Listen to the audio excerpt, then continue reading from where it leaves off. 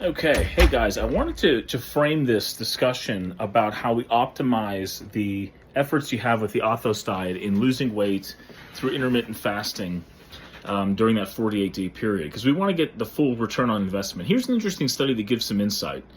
When you incorporate calorie restriction, so you're trying to lose weight, intermittent fasting, and synchronizing that with normal biological processes that are based on a circadian rhythm. Really fascinating stuff.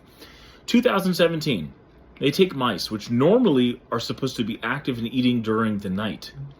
So they take these mice and they put them in a 20% calorie deficit. Okay. But they allow them to eat all the food in that deficit over a 24-hour period. Okay. So they lose some weight and they track their lifespan and they live 10% longer. All right. For a mouse, to get them to intermittent fast, you could say that if you keep them from eating 12 hours, that's like an intermittent fasting for them, okay? So now they take these same mice and they have them eat in this manner in a calorie deficit and grazing, let's say, snacking all day long during the day when they're not supposed to. They're supposed to be doing that during the night. When they do that, they live 20% longer, okay? So remember, this is calorie restriction, not just snacking all 24 hours, but now just snacking all the time during the day for 12 hours when they're not supposed to be awake, historically for mice. Then they took those same mice, calorie restriction, only allowed them eating 12 hours, but it was at night when all the other things that mice do happen at night. They sing songs, they dance. Now they live 35% longer. So what this tells me is this. If you're doing the Athos diet, you're trying to lose weight, great. You're trying to intermittent fast, great. But you need to have your eating window end during daylight hours, ideally.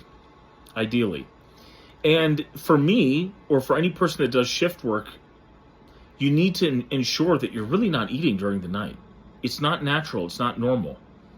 We're not meant to do that because we don't just eat during these periods that we're supposed to be doing other things. We're supposed to be doing other things.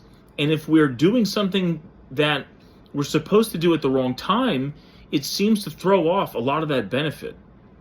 So in a perfect world, you do the Athos diet, you're trying to do things in a way that you lose weight, that's great.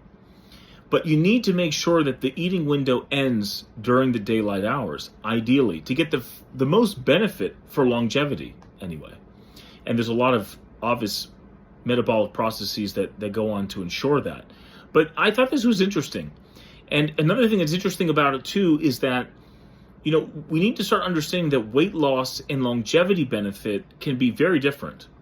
And by changing these levers and techniques a little bit, you can get both one or the other.